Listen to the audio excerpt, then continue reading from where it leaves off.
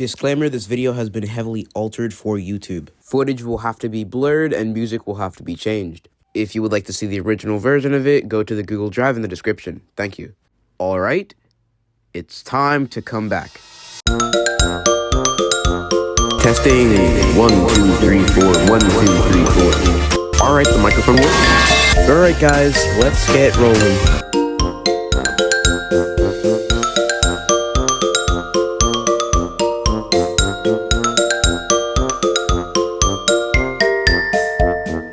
Hope you guys like that little special intro I made for this video because of my return. Before I state why I've been gone for a while, let me just say something real quick. After this, I'm going to try to post once a week, every week, instead of, like every 4 months. This video is going to be quite special because usually I talk about Thomas merchandise. For example, the take-along video or the Trackmaster Evolution video, plushies, even goddamn interactive learning railway. But I don't think I'll be talking about any merch here. What I will be talking about is an episode. An episode from the television series that I personally think is pretty underrated. If you guys have eyes, there's a little name drop in the title. That's right, I'm talking about Squeak, Rattle, and Roll. So without further ado, let's get into this episode. The episode begins with a blatant, boring explanation on what Gordon's character is. Yada yada yada, typical hitter stuff. Gordon is big and blue, and the fastest engine on all of Sodo. You have beaten Gordon's record, he said. Gordon goes to the docks to pick up some passengers. However, Diesel is in the middle of his way. Instead of talking to him nicely, his ego gets in the way, and he gloats about himself. Out of my way, sniffed Gordon. Express train coming through. So Diesel has to move. As a taste of his own medicine, Diesel scares Gordon a little bit, telling him he's gonna f***ing die. You steamies are old and clapped out, he sneered. When Sir Topham Hatt realizes this, you'll all be scrapped. At first, Gordon doesn't believe this. However, his opinions will soon begin to change. I'm as fast as I ever was. And he chuffed proudly out of the docks. Gordon's doing his job, yada yada yada, just pulling the express, until something happened. But then he heard a horrible squeaking noise. And because of what Diesel said, it gets to his head, and he thinks that something dangerous might be going on inside of him. This is the first taste he gets of he might not be around forever. Some people might say it's just a coincidence that Gordon had squeaks right after he talked to Diesel about being scrapped. But mind you, steam engines were very hard to control. They were very heavy and they aren't as easy to move around like diesel engines. Then Gordon goes on a hill and realizes something. The hill was steep and Gordon had to slow down. The slower he went, the quieter the squeak became. Gordon was delighted. "Aha," he said. "If I go slowly, no one will hear me squeak." If he goes slower, then the squeaking happens less. So for the rest of his journey for the express, he goes slow. After work, Sir Topham Hatt sees Gordon. "Tomorrow is a very special day," he said. "I am taking some village children on a boat trip. You, Gordon, are to take us to Brendam Docks. The boat leaves at 9 o'clock, so you must not be late." Mind you, the late factor is very important in this episode. When everyone leaves the sheds, Gordon comes out last, so no one can hear his squeak, as he is extremely embarrassed by this squeaking problem. Which is something to note. Not only is he scared of being scrapped, he's also scared of the engine seeing him at a vulnerable moment of his life. I'll talk a little bit more about that at the end. So Gordon's about to take the kids to the boat trip. Everything's going well, and he starts picking up speed, until he began to squeak again. Mind you, the only thing going on at this point was squeaking. Then, as he picks up speed, more things start to happen. He starts making rattling sounds. Now, at this point, he's genuinely concerned on if he may be scrapped or not because of these sounds. He genuinely thinks he's falling apart, so he tries to take it slow. So Gordon slowed down. And he does this throughout the remainder of the trip. But when Gordon gets there, you can really see his ego fall apart. Around this part of the story, you really see his ego sink. And he starts thinking about the children and Sir Topham Hatt and how bad it would be if they missed their boat trip. If he went slowly, the children would miss their boat trip. But if he went quickly, Sir Topham Hatt would hear his squeak and his rattle. He'd know Gordon was wearing out and send him to the scrapyard. So Gordon tries to leave and continue as slowly as he can. As Gordon went along, he thought he was doing well. However, Sir Topham Hatt knew that he was going slow and told him off for it. He spoke sternly to Gordon. "Why are you fooling around, Gordon?" he boomed.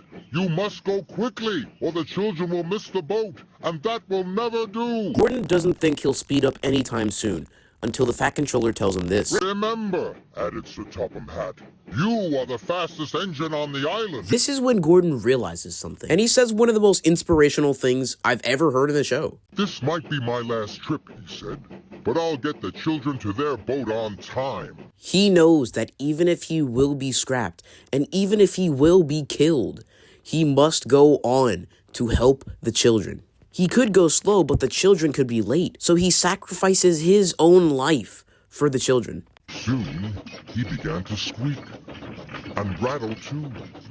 And then he heard another noise. A knocking noise. You think he might care, however, But Gordon didn't care. If this was his last trip, he was going to go as fast as he possibly could. once Gordon gets to the docks, Henry, Salty, and Diesel are there. They've never heard that sound come out of an engine before. Gordon is very embarrassed. Not just because he may be scrapped, but also because his friends are all hearing him like this. Then Diesel speaks up. "Sounds like another steamy ready for the scrapyard," sneered Diesel. But Gordon didn't care about Diesel. He had made good time, and the children would catch their boat. And Gordon starts celebrating, because he genuinely thought this would be his last trip. The children thank him, and Sir Topham Hatt has something to say. "I knew you could do it," said Sir Topham Hatt, "but why haven't you been to the repair yard?" "The repair yard," gasped Gordon. "You have been making lots of noises," said Sir Topham Hatt. "You need to have your engine looked at." And yeah, I get the ending feels a little lackluster because it's just a misunderstanding story and Gordon comes out okay. But did you think they were really going to kill him off? Gordon's wheels get mended and repaired so that the noises don't keep on going. And the next day, he's back in service.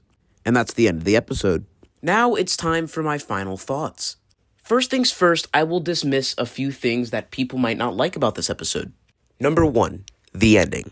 In the past, I've heard some of my friends say that they don't like this episode because of the ending, and how it feels like everything is just played off as Gordon gets fixed. And what I have to say to you is, what did you think they would do if Gordon actually had a problem? They'd just scrap him and write him out of the show? He's had way too much pre-established history to just be written out like that. He's not like Molly or Arthur or Neville. I'm looking at you, Troublesome Creations. Had to have ended it off like that. And honestly, if there were any other way they could have, it would have been buns. Another common complaint I see about this episode, why does Gordon just start to worry as soon as it happens? He's a wise, big engine. He should know that there's not a big problem here. Well, you see, what Diesel told him at the start really egged him on. It really left him on the edge. And because of what Diesel said, it fed into his head, making him think, oh, I might be scrapped tomorrow, or, oh, I might be scrapped soon, you know? And then when it happens more, it makes him think more that it's going to happen. And the final complaint that I see about this episode, which really rubs me the wrong way, is this. Why does Gordon care so much for the children? It's literally his job.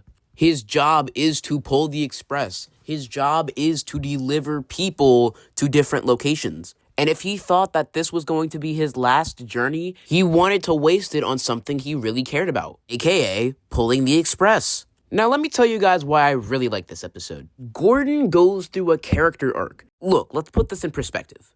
Gordon's pompous and he thinks he's all high and mighty in the beginning of the episode. But then when Diesel knocks him down a peg and he starts to get problems, he starts to get self-conscious around his friends and the Fat Controller, thinking that if he's not scrapped by the Fat Controller, he's going to be laughed at by his closest peers. And that's something that a lot of kids could relate to. You know, being bullied for how they look or what they like, something like that. And that line that Gordon says, it really brings me tears. He genuinely thought he was going to pass away. But he decided that if he was going to pass, he would pass doing something he loved. Something he truly cared about, which was making other people happy and on time. If anything, this may be my favorite Hit Era episode of all time. All of the Gordon episodes have him go through some character arc. And sure, he's more pompous in the next few episodes, but it actually makes a little bit of sense. Just because he almost dealt with that doesn't mean that he's just completely reverted to nice guy. He might be shaken up for the next few episodes, but except for that, I feel like he should get back to normal soon. This video's already getting pretty long, so I'll end this with just one thing. This episode brings me tears. It really means a lot to me. And yes, I've watched the entirety of the Hit Era, seasons 7 to 12. I know season 7 doesn't really count, but just roll with it. And out of all of those other episodes for the review I'm working on, this one needs to be my favorite. Sure, there are a bunch of other ones, like Respect for Gordon, which is a very good episode, but this one really plays with the tone of death. And I know season 8 does that 2 other times. Once in Percy's Big Mistake, and once in Thomas to the Rescue. And honestly, all of them deal with it differently. Percy immediately hides away, Thomas masks his fear by just keep on doing his job, and Gordon fully embraces it. So honestly, I have to say, this might be one of my favorite episodes in the Hit Era. But if you want to see me speak about the Hit Era more, there's a big video where I talk about each and every Hit Era season. I wanted to just give some updates before I fully close off this video. Number 1, Farquhar Tales Episode 2 is doing pretty well now. Mr. Blocks is getting a new prop. I think I may have found a musician for the show. And Thomas is getting a large-scale close-up model. For either whistle scenes or close-up scenes of just his wheels, something like that, Anyway, yeah. I'm gonna end this video off here.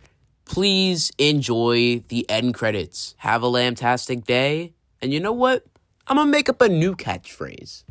Keep on rolling. See y'all next week. Why was this just recommended to me?